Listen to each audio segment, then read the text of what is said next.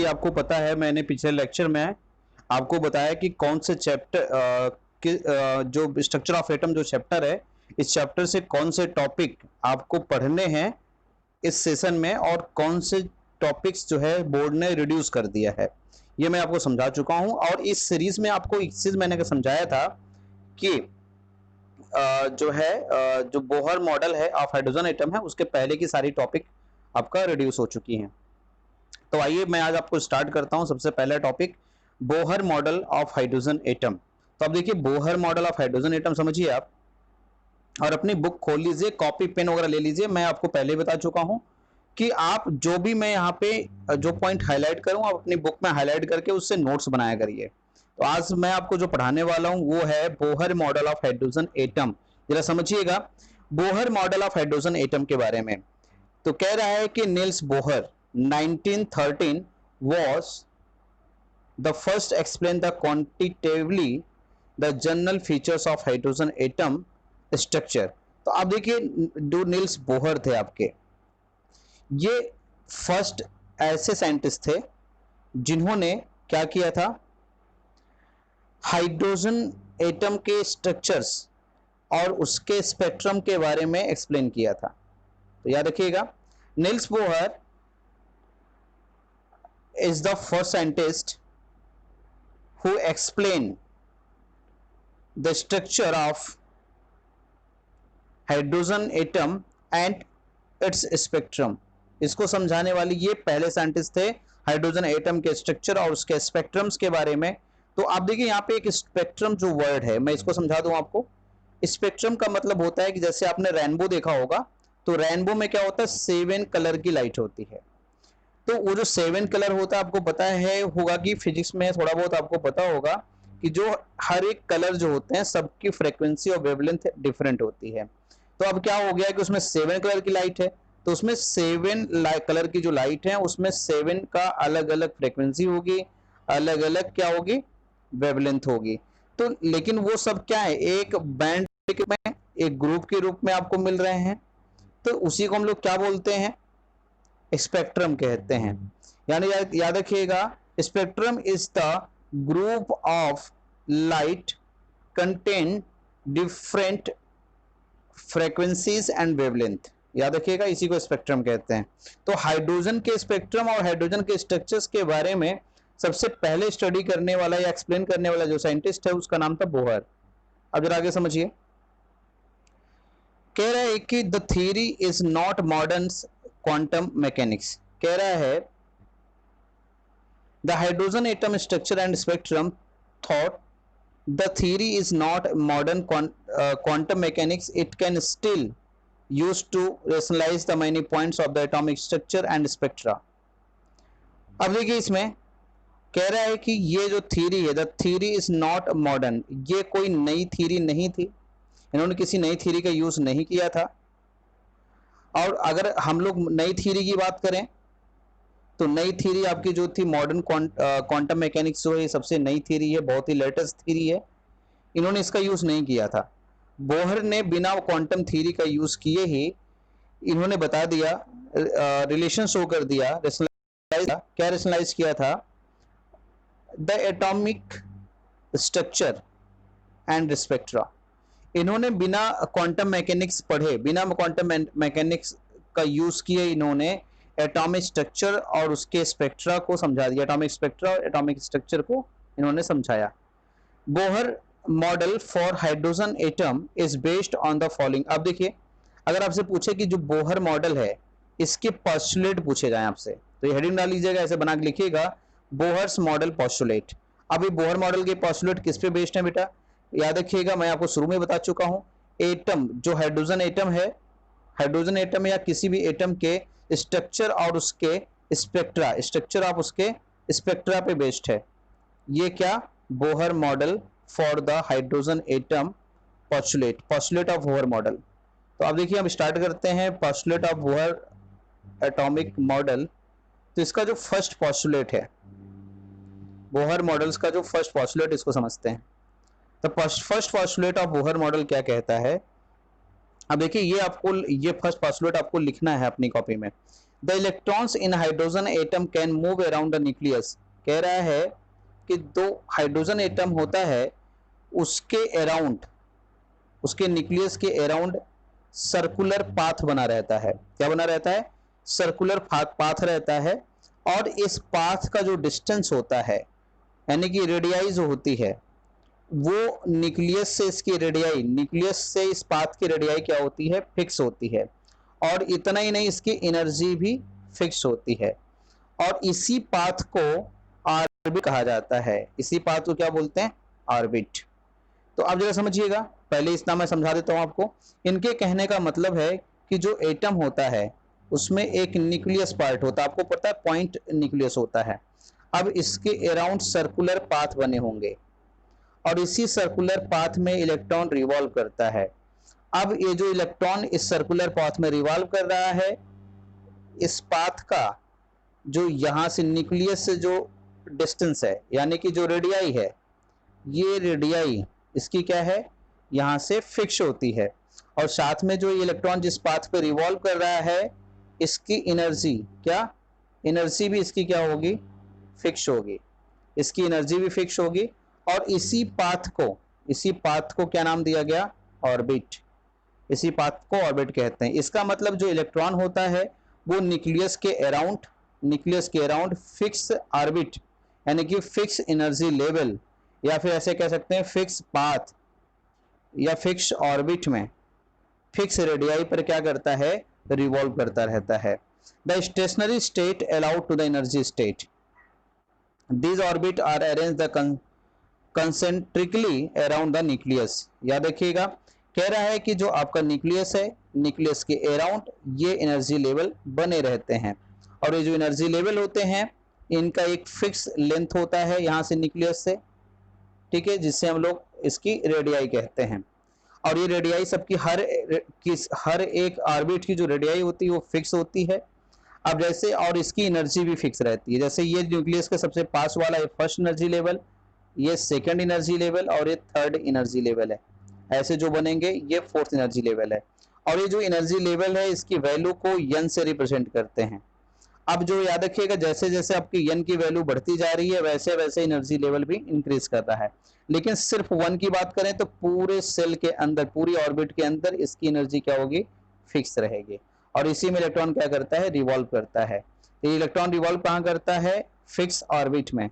और यानी कि फिक्स ऑर्बिट में रिवॉल्व करता है जिसकी हर ऑर्बिट की जो है एक फिक्स रेडियाई होती है और फिक्स एनर्जी होती है। बात याद रखिएगा। अब देखिए बोहर का जो सेकंड पॉस्टुलेट क्या कहता है? The energy of an electron in the orbit does not change. कैसे कि आपको रदरफोर्ड ने क्या बताया था कि जो है कि रदरफोर्ड कंसेप्ट में भी बताया गया था कि न्यूक्लियस है, न्यूक्लियस के अराउंड इलेक्ट्रॉन रिवॉल्व करता है।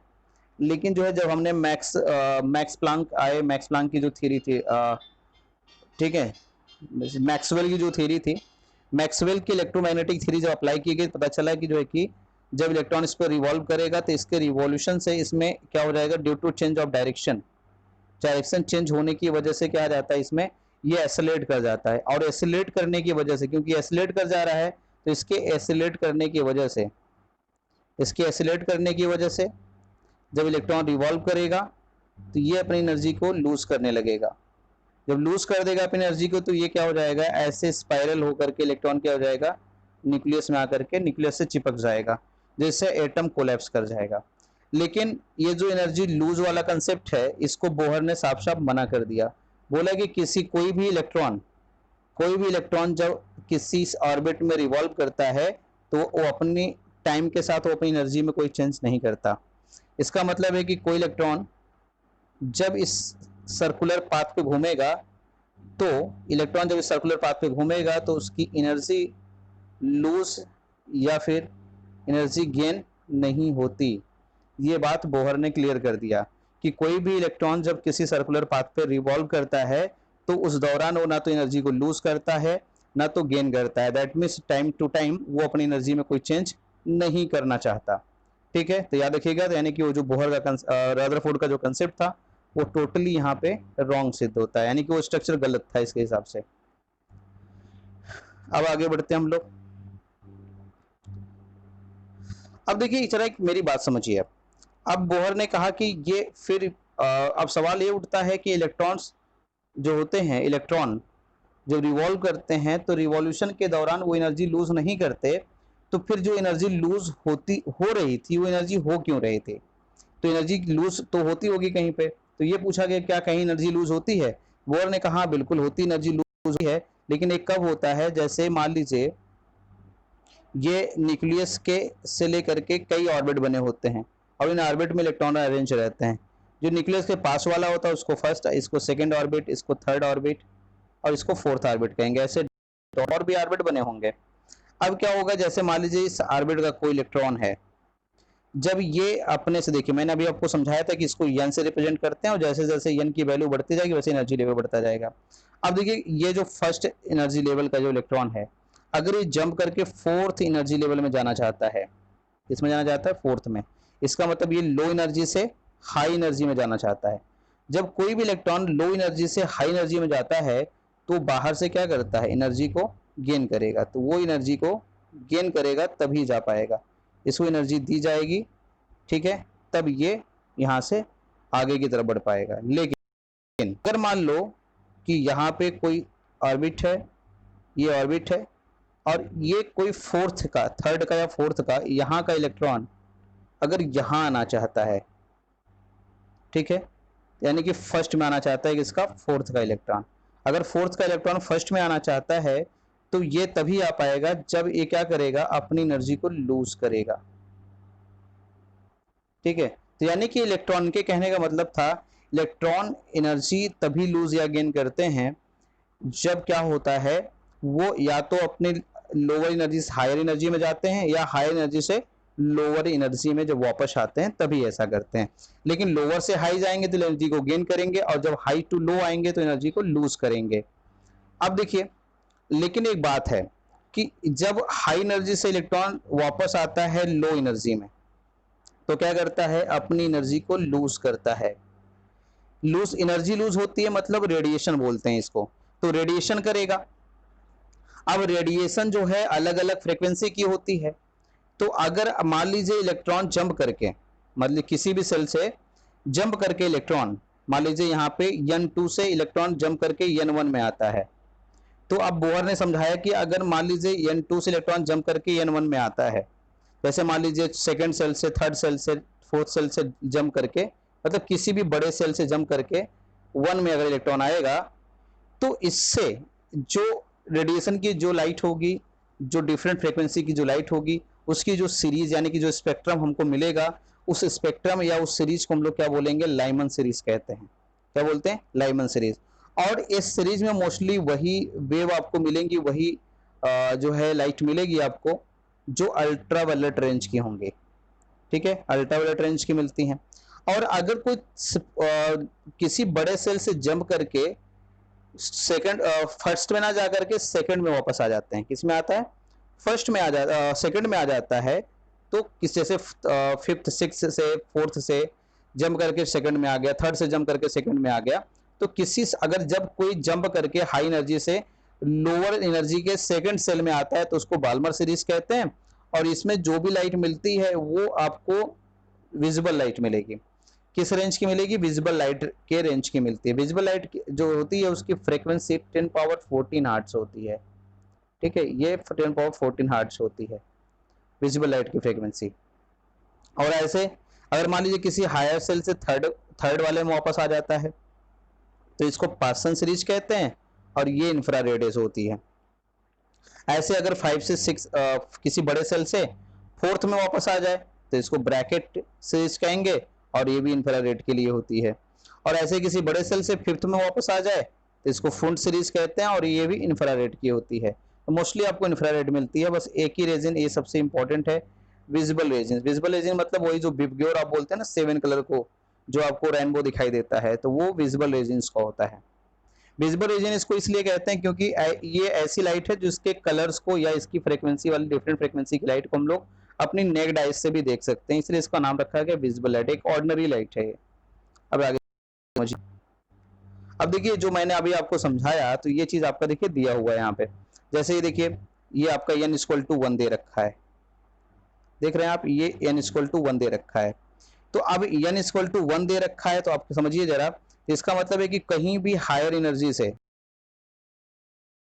चाहे वो सेकंड से आ सकता है, चाहे सेकंड से आ सकता है, चाहे थर्ड से आ सकता है, चाहे फोर्थ से आ सकता है, चाहे फिफ्थ से आ सकता है, चाहे सिक्स से आ सकता है, कहीं से भी इलेक्ट्रॉन जंप करके आएगा।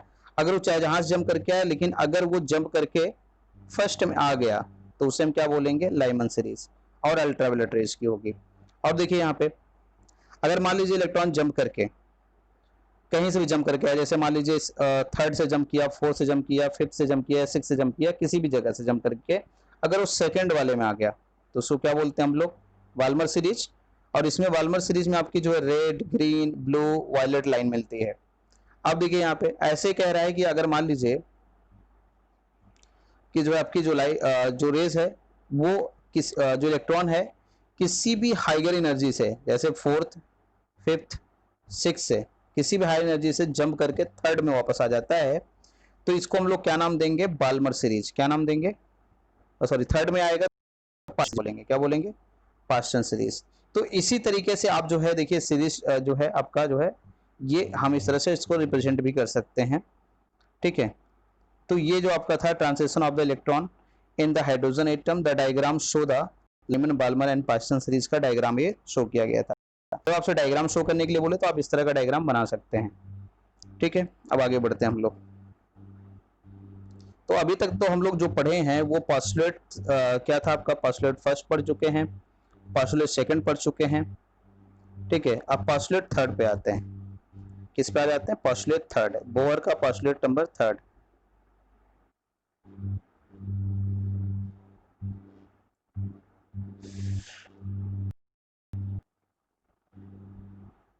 अब देखिए ये चीज मैं अभी आपको थोड़ी देर पहले समझाया था।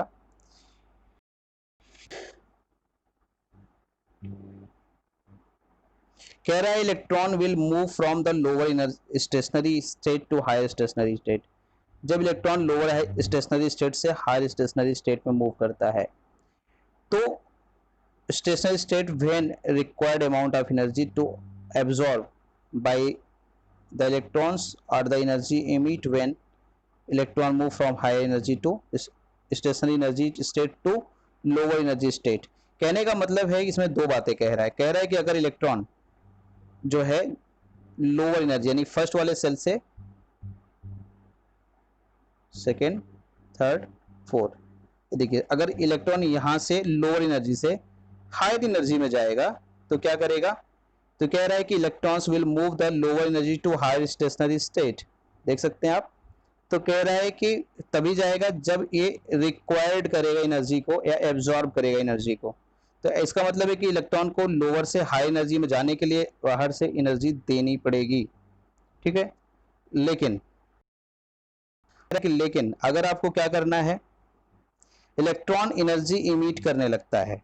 जब कब इमिट करता है, जब हायर स्टेशनरी एनर्जी स्टेट से लोअर एनर्जी स्टेट में आता है, ठीक है। कहने का मतलब ये हो गया आपका न्यूक्लियस, अब ये हो गया एनर्जी स्टेट। अगर मान लीजिए फोर्थ एनर्जी स्टेट है और ये फर्स्ट एनर्जी स्टेट है, और यहाँ का इलेक्ट्रॉन अगर मूव करके यहाँ आना चाहता है तो ये तभी आ सकता है जब ये अपनी एनर्जी को क्या करेगा, लूज कर देगा। तो यही चीज तो मैं भी समझाया था। तो ये हो गया आपका। तो आप देखिए आगे बढ़ते हैं हम लोग, पोस्टुलेट नंबर थर्ड पे आते हैं।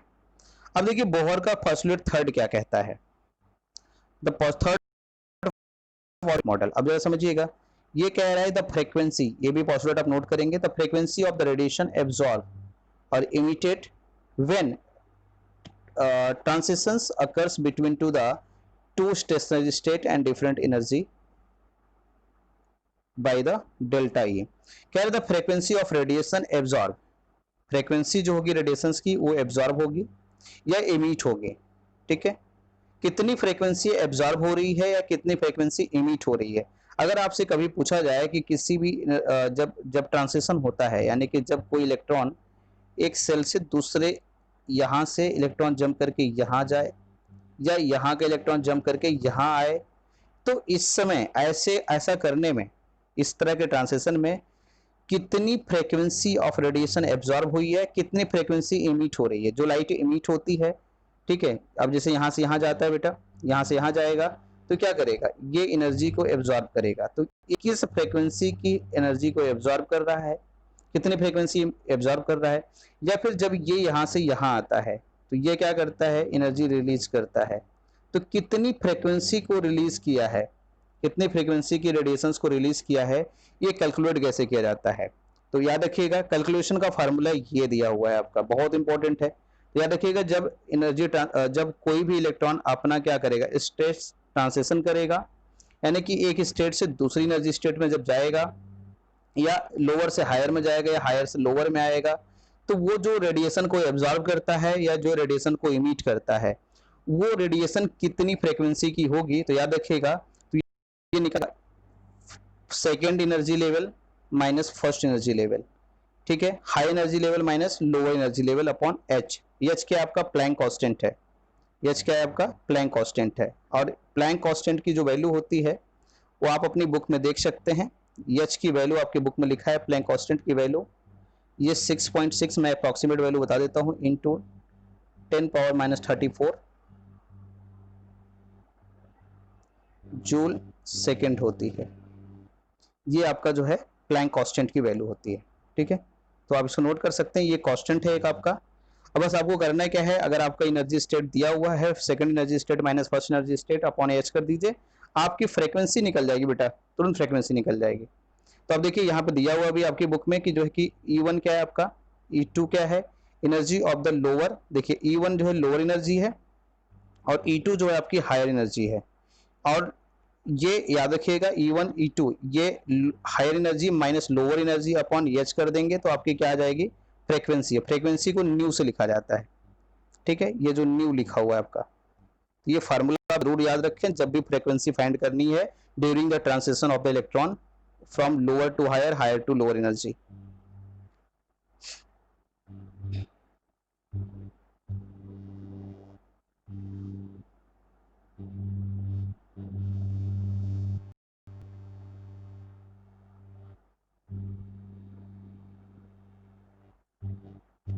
अब आगे बढ़ते हैं हम लोग।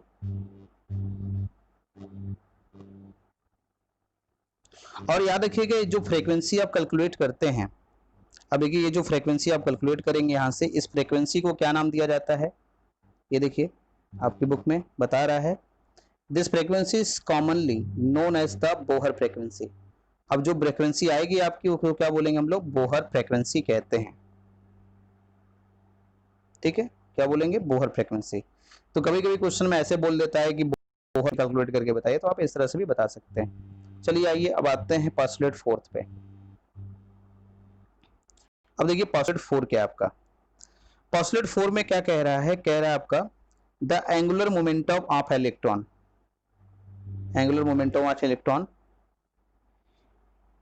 एंगुलर मोमेंटम की बात की जाए तो एंगुलर मोमेंटम किसी का जो होता है वो mvr होता है, ये याद रखिएगा mvr जो है, ये देखिए आपका जस्ट यहाँ बगल में दे रखा है, इसको देख लीजिएगा, यहाँ दिया हुआ है एंगुलर मोमेंटम जो होता है mvr होता है।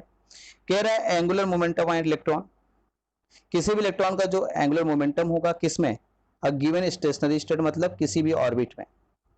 स्टेशनरी स्टेट किसको बोलते हैं, ऑर्बिट को।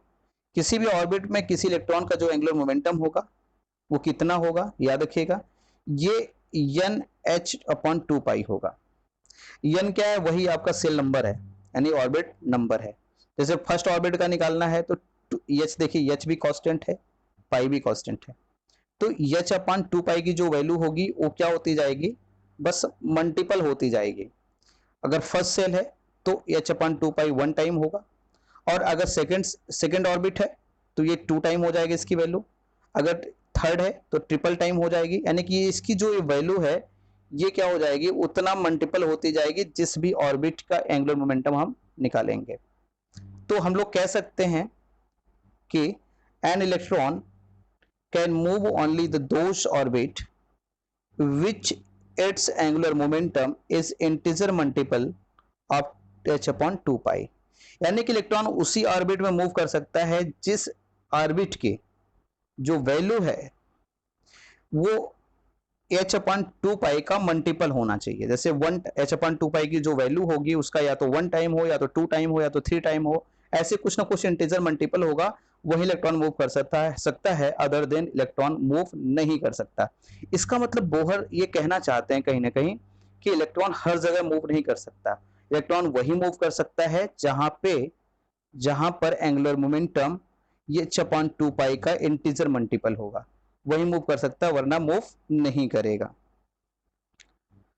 अब आते हैं, कह रहा है the details regarding to the derivation of energy and stationary state used by the Bohr are unique complicated, it will be the discuss to the higher classes. कह रहा है कि इसके बारे में जितने भी डेरिवेशंस किए गए हैं, सारे डेरिवेशंस आपको हाइगर क्लास में पढ़ने के लिए मिलेंगे। और according to the Bohr theory hydrogen atom, समझ सी बात है और समझिए बोहर थ्योरी और क्या कहती है, फोर्थ पोस्टुलेट का ही ये पार्ट है। बोहर थ्योरी कहती है the stationary of electron are numbered. Stationary state फिर से मैं बता दूं, स्टेशनरी स्टेट हम किसको बोल रहे हैं, यन को बोल रहे हैं, यानी कि ऑर्बिट को कह रहे हैं। स्टेशनरी स्टेट जो ऑर्बिट होती है, न्यूक्लियस के सबसे पास वाली जो ऑर्बिट होती है 1 होती है, और उससे बाद वाली 2, उसके बाद 3, ऐसे डॉट डॉट डॉट डॉट क्या होती है, ऑर्बिट बढ़ती जाती है। दिस इंटीजर्स नंबर, और ये जो ऑर्बिट का नंबर होता है ये इंटीजर होता है, इंटीजर हो सकता है, ठीक है। और ये एक इंटीजर होगा, और कैसा इंटीजर होगा, पॉजिटिव इंटीजर्स होता है, और इसमें जीरो नहीं हो सकता, याद रखिएगा, यान is not equal to zero लिख सकते हैं, कोई भी ऑर्बिट जीरो नहीं हो सकती इसकी। और याद रखिएगा जो यन होता है, यानी कि जो ऑर्बिट का नंबर या स्टेशनरी स्टेट का जो नंबर होता है, इसी को हम लोग प्रिंसिपल क्वांटम नंबर कहते हैं। अगर आपसे पूछा जाए प्रिंसिपल क्वांटम नंबर अब तो फर्स्ट ऑर्बिट, तो बता सकते हैं equal to n equal to 1। Principal quantum number को भी स्मॉल n से रिप्रेजेंट करते हैं।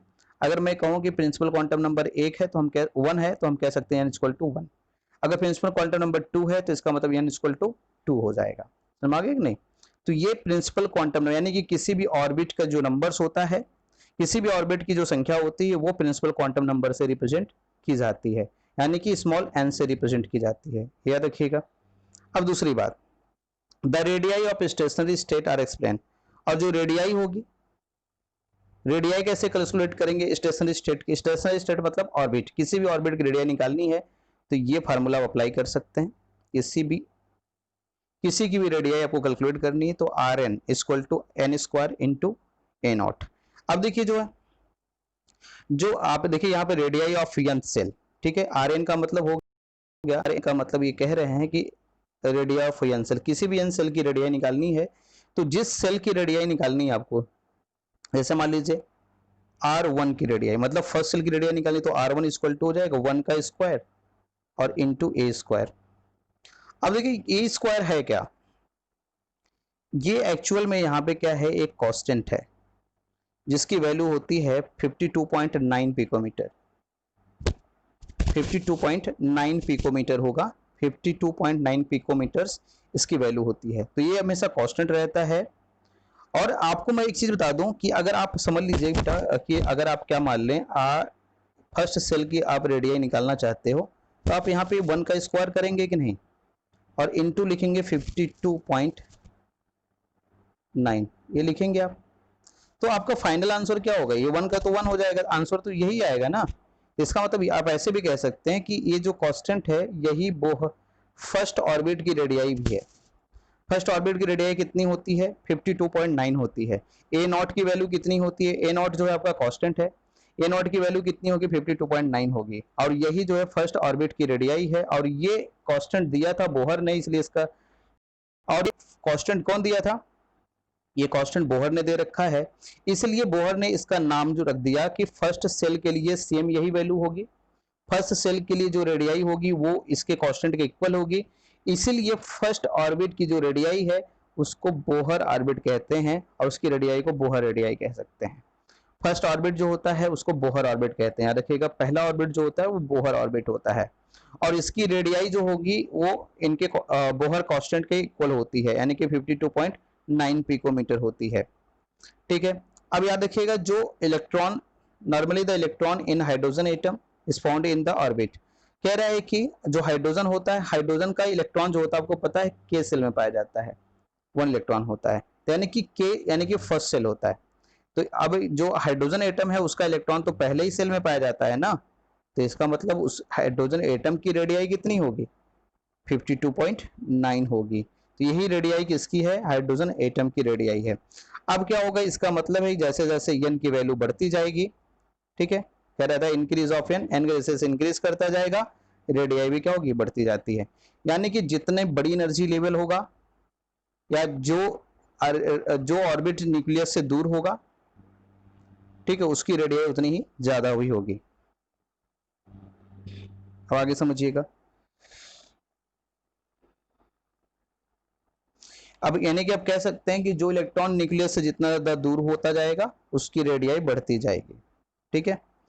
अब जरा समझिएगा, कह रहा था most important property of the associated with the electrons is the energy it's stationery state, ठीक है।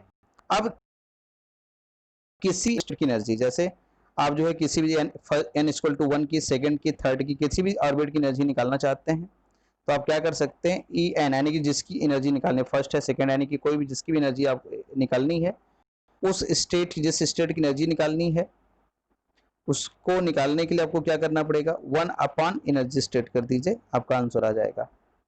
अब देखिए जो यहाँ पे आर एच दिखाई दे रहा है, इस आर एच को रेडबर्ग कांस्टेंट कहते हैं। रेडबर्ग कांस्टेंट की वैल्यू फिक्स रहती है, आप सीधा यहाँ पुट कर दीजिए, आपका आंसर आ जाएगा। ये देखिए रेडबर्ग कांस्टेंट की वैल्यू होती है 2.18 इंटू 10⁻18 जूल होती है, ठीक है। तो आप क्या कर सकते हैं, मान लीजिए आपको जो है फर्स्ट सेल के लिए निकालना है, तो energy of the first shell निकालना आपको, तो क्या कर सकते हैं, E1 लिख सकते हैं इक्वल टू माइनस कितना हो जाएगा, 2.18 इंटू 10⁻18 कर दीजिए, और इंटू हो जाएगा 1/1 स्क्वायर, ये हो जाएगा। तो आपकी वैल्यू क्या आ जाएगी, 1 स्क्वायर का तो कोई मतलब नहीं है, ये चीज तो हट जाएगा, आपका कट जाएगा, डायरेक्ट 1 हो जाएगा। तो आपकी वैल्यू यही आएगी, जो रेडबर्ग कांस्टेंट है यही आपका फर्स्ट सेल की एनर्जी होगी। यानी कि फर्स्ट सेल की एनर्जी जो होती है, energy of the first cell यानी first orbit is equal to the Rydberg constant, याद रखिएगा इस बात को। तो इसलिए कह सकते हैं आप the energy of the lowest state also called. अब देखिए जो लोवेस्ट एनर्जी स्टेट होता है, लोवेस्ट एनर्जी स्टेट किसको कहते हैं, 1 वाले को कहते हैं। तो लोवेस्ट एनर्जी स्टेट का जो एनर्जी होती है उसे ग्राउंड एनर्जी कहते हैं, ग्राउंड स्टेट या ग्राउंड एनर्जी स्टेट कहते हैं। तो जब भी ग्राउंड स्टेट बोला जाए तब समझ जाया करिए कि यानी ग्राउंड स्टेट का मतलब है lower energy state, ground state का मतलब लोअर एनर्जी स्टेट, याद रखिएगा। अब लोअर एनर्जी स्टेट की एनर्जी कितनी होगी, देखिए आपके बुक में यहाँ पे कैलकुलेट भी कर दिया, देखिए फर्स्ट सेल के लिए कैलकुलेशन दे दिया है। ऐसे आप जो है सेकेंड थर्ड का कैलकुलेशन खुद से करिएगा, देखिए आपके बुक में सेकंड का भी कैलकुलेट करके दे दिया है बेटा। के लिए क्या होगा, एन की वैल्यू 2 रखनी पड़ेगी, ठीक है। अब आगे देखिए,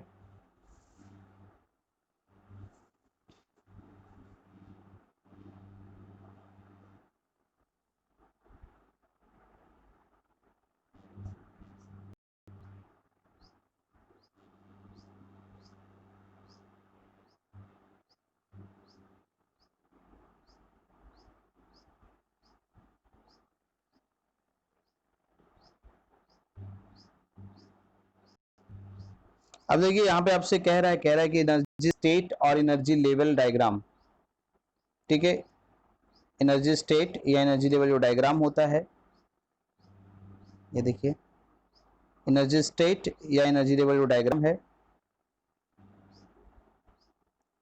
एनर्जी स्टेट, स्टेशनरी स्टेट और एनर्जी लेवल जो डायग्राम ऑफ हाइड्रोजन एटम के लिए लिखा जाता है। याद रखिए कि हाइड्रोजन का जो स्टेशनरी स्टेट यानी कि जो ऑर्बिट होती है या एनर्जी लेवल होता है, ठीक है, इसे हाइड्रोजन, किसी भी हाइड्रोजन एटम के लिए जो रिप्रेजेंट करते हैं, इसको इसको हम लोग क्या बोलते हैं, एनर्जी लेवल डायग्राम, ठीक है।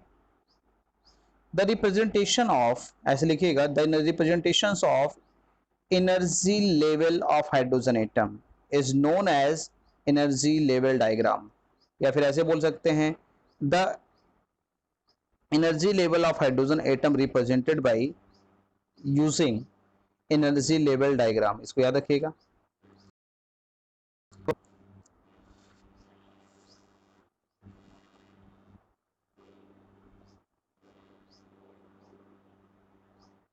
कह रहा है कि व्हेन, अब जरा समझिए यहाँ पे,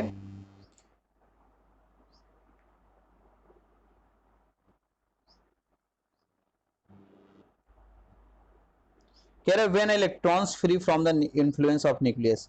मान लीजिए कोई इलेक्ट्रॉन क्या हो जाएगा न्यूक्लियस से, ये न्यूक्लियस है, कोई इलेक्ट्रॉन इस न्यूक्लियस से दूर जा रहा है, ये देखिए दूर चला जा रहा है। तो जब दूर जाएगा तो वो क्या होगा, न्यूक्लियस क्या करता है, इस इलेक्ट्रॉन को अपनी तरफ खींचता है, अट्रैक्ट करता है, यानी कि इसी को बोलते हैं इन्फ्लुएंस।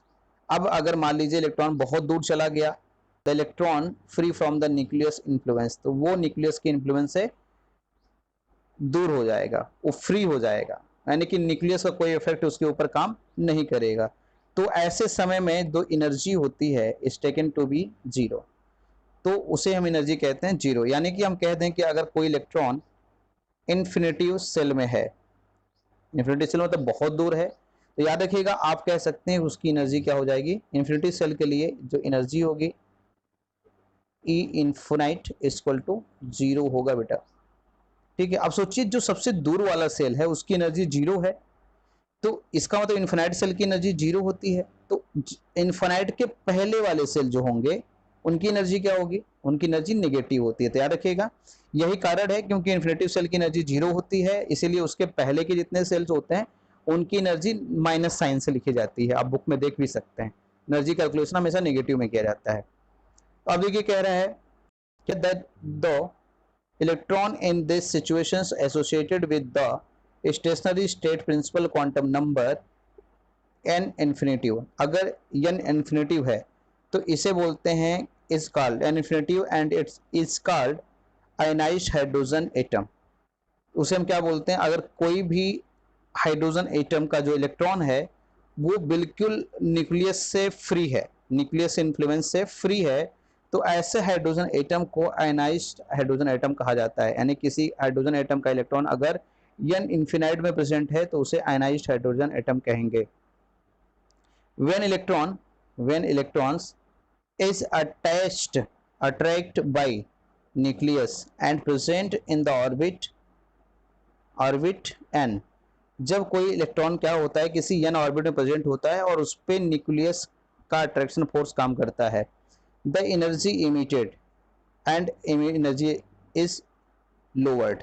ठीक है, तो उसमें जो एनर्जी इमिट होती है, ठीक है, द एनर्जी इज इमिटेड, तो एनर्जी इमिट होता है and its energy is lowered, the reason that the presence of negative sign, यही कारण है कि एनर्जी को माइनस साइन से लिखा जाता है।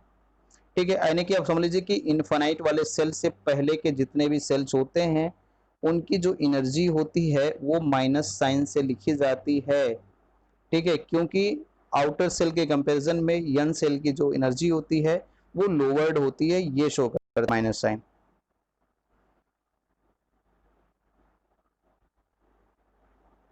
इसका मतलब है कि ये जो माइनस साइन बनाया गया है वो इनफिनाइट वाली एनर्जी से रिलेट करके बनाया गया है। ठीक है, अब आगे समझिए, कह रहा है कि बोहर, डी वाले में आ जाइए, the Bohr's theory can also applied to the ions containing only one electron. Bohr theory जो है, कह रहा है कि Bohr theory can also the applied to the ions contain one electron similar to that of present hydrogen atom. कह रहा है कि ये बोहर थ्योरी जो थी, बोहर थ्योरी खास करके हाइड्रोजन के लिए दी गई थी, और हाइड्रोजन एक ऐसा एटम होता है जिसके पास वन इलेक्ट्रॉन होता है। कह रहा है कि आप इस थ्योरी का यूज जो है आप हाइड्रोजन पे तो कर ही सकते हैं क्योंकि हाइड्रोजन के लिए बनाई गई है, साथ में इस थ्योरी का यूज आप ऐसे एटम पे भी कर सकते हैं जिनके पास हाइड्रोजन के बराबर एटम इलेक्ट्रॉन होते हैं, यानी कि वन इलेक्ट्रॉन होते हैं। अब जरा देखिए, हीलियम जो होता है, हीलियम का एटॉमिक नंबर 2 होता है। अब इसका एक पॉजिटिव चार्ज दिखा रहा है तो इसका मतलब है कि इसने अपना एक इलेक्ट्रॉन लूज कर दिया है, तो अब इसके पास बचे कितने, वन इलेक्ट्रॉन। लिथियम के एटॉमिक नंबर 3 होते हैं, 2 इलेक्ट्रॉन लूज कर दिया तो बचा कितना, वन इलेक्ट्रॉन। बेरिलियम का एटॉमिक नंबर 4 होता है, 3 लूज कर दिया तो बचा कितना, वन इलेक्ट्रॉन। यानी कि इन सबके पास भी क्या है, वन इलेक्ट्रॉन प्रेजेंट है, जैसे हाइड्रोजन के पास था। तो आप इनके बारे में भी कैलकुलेशन, इनकी भी एनर्जी आप कैलकुलेट कर सकते हैं, इनका भी आप क्या कर सकते हैं, रेडियाई निकाल सकते हैं।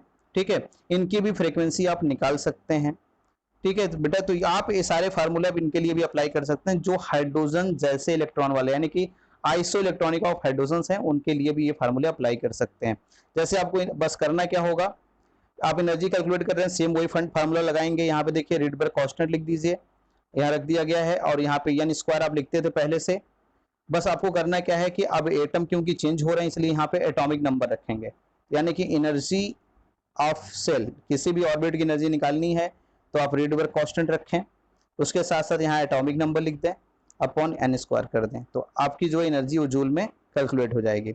ऐसे रेडियाई निकालना है तो रेडियाई में क्या करते थे आप, 52.9 इंटू एन स्क्वायर कर देते थे, यानी कि ये ए नॉट की वैल्यू है, ए नॉट का एन स्क्वायर में मल्टीप्लाई कर देते थे। क्योंकि अब एटम चेंज हो रहे हैं तो एटॉमिक नंबर भी चेंज होगा, इसलिए क्या होगा, अब एटॉमिक नंबर से डिवाइड कर देंगे, ये फार्मूला अप्लाई करेंगे। तो फार्मूले जो किसी भी एटम्स का जो है एनर्जी कैलकुलेट कर सकते हैं अदर देन हाइड्रोजन, लेकिन अदर देन हाइड्रोजन तो होना चाहिए, लेकिन साथ में एक चीज ध्यान देना है कि एटम अदर देन हाइड्रोजन होगा लेकिन इलेक्ट्रॉन नंबर हाइड्रोजन के इक्वल ही होंगे।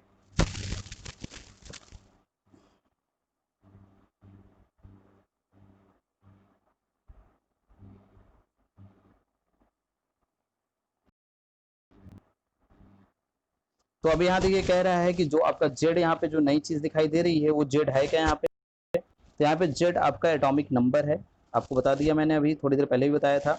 जेड यहाँ पे जो फार्मूले, जितने फार्मूले आप यूज कर रहे हैं यहाँ पे जो जेड यूज हो रहा है, जेड यहाँ पे एटॉमिक नंबर है, याद रखिएगा, ठीक है। अब जैसे लिथियम का एटॉमिक नंबर क्या होता है, वो लिथियम का हीलियम का एटॉमिक नंबर जो होता है हीलियम, हीलियम का एटॉमिक नंबर 2 होता है, तो आप हीलियम जहाँ पे जेड लिखा है हीलियम के लिए जेड की वैल्यू क्या रखेंगे 2। लिथियम का एटॉमिक नंबर होता है 3, तो इसका मतलब इसके जेड की वैल्यू क्या रखेंगे आप 3 रख देंगे, ठीक है, ये करना है आपको। तो आप इस तरह से क्वेश्चन सॉल्व कर सकते हैं। और लास्ट पॉइंट में मैं आता हूं, अब देखिए लास्ट में क्या कह रहा है, कह रहा है कि it is also possible to calculate the velocity of electron moving of the orbit. कह रहा है कि बहुत बड़ी बात कह दी, समझ लीजिए कि मुझे तो बहुत हंसी आ रही है, क्योंकि मैं आगे जब आपको समझाऊंगा तो आपको पता चलेगा कि बहुत बड़ी बेवकूफ़ी वाली बात कर रहे हैं। क्योंकि इन्होंने ये बोल दिया कि जो है इलेक्ट्रॉन जो मूव कर रहा है किसी ऑर्बिट में, सर्कुलर पाथ में, स्टेशनरी स्टेट में, उसकी उसका वेलोसिटी भी कैलकुलेट कर सकते हैं, उसकी वेलोसिटी भी निकाल सकते हैं। जबकि पता है आपको, मैं जब क्वांटम थ्योरी पढ़ाऊंगा बेटा, तो आपको क्वांटम थ्योरी से समझ में आएगा। एक आपके साइंटिस्ट हैं जिनका नाम हाइजनबर्ग है, उन लोगों का कंसेप्ट जो आप आगे पढ़ेंगे, काफ़ी मॉडर्न साइंटिस्ट है, उन लोगों का कंसेप्ट पढ़ेंगे तो पता चलेगा कि इलेक्ट्रॉन की वेलोसिटी तो कैलकुलेट ही नहीं की जा सकती। लेकिन यहाँ पे ये देखिए बोहर जी जो है वो बता रहे हैं, कह रहे हैं कि हमें जो है किसी भी ऑर्बिट में जो इलेक्ट्रॉन मूव कर रहा है हम उसकी वेलोसिटी भी कैलकुलेट कर सकते हैं। ये तो मुझे बिल्कुल डाइजेस्ट नहीं हुआ, बड़ा गलती वाली बात कर दिया इन्होंने। अब जरा देखिए, कह रहा है कि all thought the precise equations not given the here, और इस कह रहा है कि all thought the precise equations is not given here, the quantitatively the magnitude the velocity of electron increase with the increase of positive charge. कह रहा है कि इलेक्ट्रॉन की वेलोसिटी उतनी ही ज्यादा होगी। कह रहा है कोई इक्वेशन तो नहीं दिया गया, लेकिन क्वांटिटेटिवली ये कहा गया कि the quantitatively the magnitude of the velocity, velocity की जो वैल्यू होगी वो डिपेंड करता है, वेलोसिटी ऑफ इलेक्ट्रॉन, किसी भी इलेक्ट्रॉन की वेलोसिटी इंक्रीज करेगा with increase of the positive charge on the nucleus, nucleus में पॉजिटिव चार्ज बढ़ेगा, यानी कि प्रोटॉन नंबर अगर बढ़ेंगे, प्रोटॉन नंबर बढ़ेगा तो वेलोसिटी भी क्या होगी, बढ़ेगी, लेकिन इसका कोई फार्मूला नहीं दिया गया था। और कह रहा है कि एंड डिक्रीज, वेलोसिटी डिक्रीज भी करेगी जैसे जैसे प्रिंसिपल क्वांटम नंबर बढ़ेगा। तो याद रखिएगा, प्रोटॉन नंबर बढ़ने से, प्रोटॉन नंबर बढ़ने से वेलोसिटी क्या होती है, बढ़ती है, लेकिन एन की वैल्यू बढ़ने से, एन की वैल्यू बढ़ने से वेलोसिटी डिक्रीज कर जाएगी। ये दो रिलेशंस है, ये रिलेशन बता तो दिया गया था लेकिन इसका कोई फार्मूला नहीं दिया गया था। तो इस तरह से मैं आपको जो है बोहर्स मॉडल आपको कंप्लीट कर लिया, ठीक है, ये थे बोहर मॉडल। आप एक बार बहुत अच्छे से इस वीडियो को दोबारा फिर देखिएगा और क्वेश्चन सॉल्व करिएगा बेटा, क्योंकि बहुत ही इंपॉर्टेंट टॉपिक मैंने आपको कवर किया है, Bohr's model of hydrogen atom, बहुत इंपॉर्टेंट है आपका। जो जानते हैं कि बहुत सी चीज़ें जो है आपकी स्किप कर दी गई हैं इस साल के सेशन के जो है कोर्स से, तो अब जो बचा है वो आप बहुत अच्छे से पढ़ें, क्योंकि इस बार मोस्टली क्वेश्चन इन्हीं सब टॉपिक से बनने वाले हैं। अब जो मैं पढ़ाया हूँ हाइड्रोजन एटम के बारे में, बोहर मॉडल जो है ये अच्छे से तैयार करें। मैं आपको कल जो है हाइड्रोजन, खास करके हाइड्रोजन के लिए सारे कैलकुलेशन बता दूंगा। उसके बाद हम लोग जो है लिमिटेशंस बोहर के लिमिटेशंस पढ़ने के बाद बोहर की पूरी टॉपिक खत्म हो जाएगी। फिर हम लोग पढ़ेंगे डुअल बिहेवियर ऑफ मैटर, ये सारी चीज़ें हम लोग पढ़ने वाले हैं। इसके साथ साथ मैं आपको रिक्वेस्ट करूंगा कि आप लोग जो है जो चीज़ें मैं समझा रहा हूँ उसको अच्छे से जो है नोट और अपने कॉपी में जो है नोट करके और जो है बुक में हाईलाइट भी किया करिए। ठीक है, और जैसे ही मैं जब जब आप भी आपसे कहूँ कि न्यूमेरिकल सॉल्व करना है तो आप न्यूमेरिकल जरूर सॉल्व करें। ठीक है, पूरी जिम्मेदारी के साथ अपना काम करें आप, और अपना ख्याल रखें। Best of luck.